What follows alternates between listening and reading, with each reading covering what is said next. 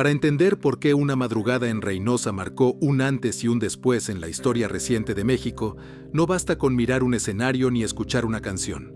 Hay que mirar a quien observaba desde las sombras, a quien controlaba el territorio sin aparecer en los carteles, sin dar entrevistas y sin necesidad de hacerse visible.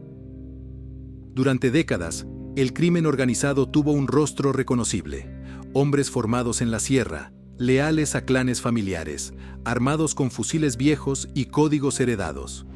Pero a finales de los años 90, esa imagen quedó obsoleta. En el noreste del país, las reglas del juego cambiaron para siempre. La violencia dejó de ser visceral para volverse técnica. Dejó de ser impulsiva para volverse táctica. Detrás de ese cambio, hubo una generación de hombres con entrenamiento militar de élite, y uno de ellos destacó por su disciplina, su frialdad y su impacto operativo. Su nombre era Jaime González Durán. En los expedientes lo llamaban el Hammer. Esta no es solo la historia de un individuo, es la historia de cómo el conocimiento del Estado fue reaprovechado por el crimen, dando origen a una nueva era: la militarización del narcotráfico. Jaime González Durán nació en octubre de 1971, en una comunidad rural de la Huasteca Potosina, una región marcada por el trabajo duro y las oportunidades limitadas. Nada en su entorno indicaba que su nombre terminaría asociado a uno de los capítulos más oscuros del crimen organizado. A los 20 años tomó una decisión que marcaría su destino: enlistarse en el ejército mexicano. Desde el inicio no fue un soldado común. Sus capacidades físicas, su resistencia y su disciplina lo hicieron destacar, permitiéndole acceder a una de las unidades más exigentes creadas por las Fuerzas Armadas: el Grupo Aeromóvil de Fuerzas Especiales, los GAFES. Formar parte de esta unidad no significaba solo portar un uniforme distinto. Implicaba operar bajo doctrinas de guerra irregular, contrainsurgencia y operaciones especiales. Los integrantes de los GAFES fueron formados bajo programas que incluían entrenamiento internacional y cooperación con fuerzas extranjeras, diseñados para enfrentar amenazas complejas como guerrillas y crimen organizado de alto nivel. González Durán aprendió despliegue rápido, coordinación en pequeñas unidades, manejo avanzado de armamento, comunicaciones, así como nociones de inteligencia y contrainteligencia. El Estado estaba invirtiendo recursos, tiempo y conocimiento en formar soldados capaces de dominar el caos. Sin saberlo, también estaba sembrando la semilla de una transformación criminal sin precedentes. Durante aproximadamente 7 años, González Durán sirvió en distintas zonas del país, incluyendo Jalisco y Tamaulipas, combatiendo precisamente a organizaciones criminales. Pero a finales de los años 90, la lealtad institucional comenzó a resquebrajarse. En 1999, el liderazgo del Cártel del Golfo buscaba algo distinto. No necesitaba pistoleros improvisados ni hombres que dispararan por impulso. Necesitaba perfiles capaces de planear, coordinar y ejecutar. El encargado de reclutar a esos hombres fue Arturo Guzmán de Sena, exmilitar, y según se cuenta, fundador del brazo armado que cambiaría para siempre la estructura del crimen organizado en México. El 24 de febrero de 1999, Jaime González Durán desertó oficialmente del ejército mexicano. Ese día dejó de ser soldado y pasó a formar parte del grupo que sería conocido como los Zetas. Con la llegada de exintegrantes de fuerzas especiales, el conflicto criminal se transformó. Las balaceras desordenadas dieron paso a bloqueos tácticos de avenidas, uso de granadas y armamento pesado, operaciones coordinadas y control territorial basado en inteligencia previa.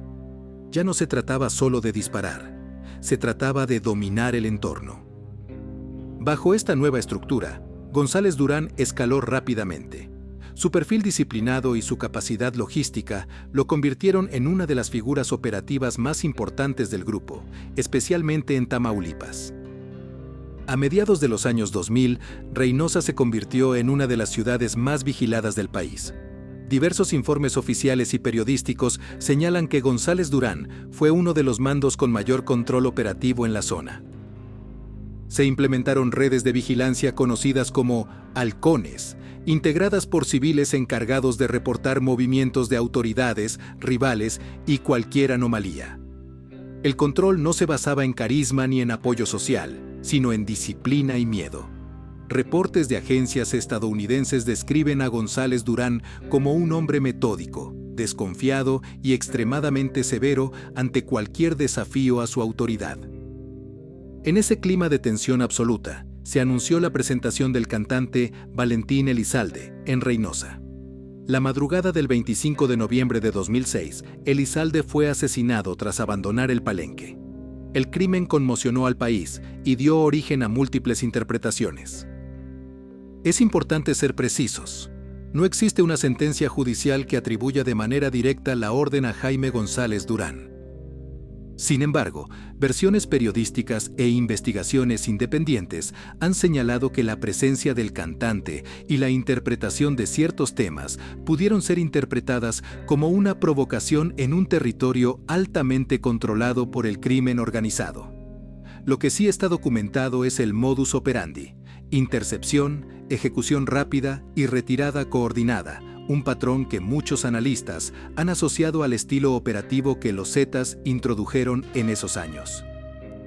Tras la extradición del liderazgo del Cártel del Golfo y la ruptura entre ambas organizaciones, González Durán se convirtió en un objetivo prioritario.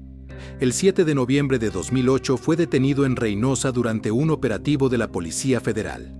En el lugar se aseguraron dinero en efectivo y un arma de uso exclusivo de las Fuerzas Armadas.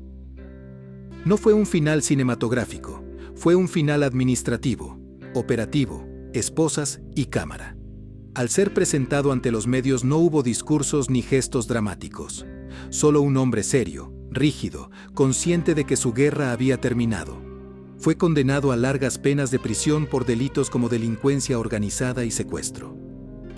Hoy, Jaime González Durán permanece recluido en una prisión de máxima seguridad, pero el modelo que ayudó a consolidar sigue vigente. Cuando vemos grupos criminales usando chalecos tácticos, cascos balísticos, drones y estructuras de tipo paramilitar en distintas regiones del país, estamos observando los ecos de una transformación iniciada hace más de 2 décadas. La tragedia de Reynosa y la muerte de figuras públicas no fueron hechos aislados, sino consecuencias de un cambio profundo. El día en que el crimen dejó de ser una pandilla para convertirse en una estructura militarizada. Si valoras este tipo de contenido, donde el rigor documental está por encima del morbo y la narrativa se construye desde hechos verificables, suscríbete a El Hampa Bruta. Gracias por llegar hasta aquí. Nos vemos en el próximo expediente. Hasta entonces.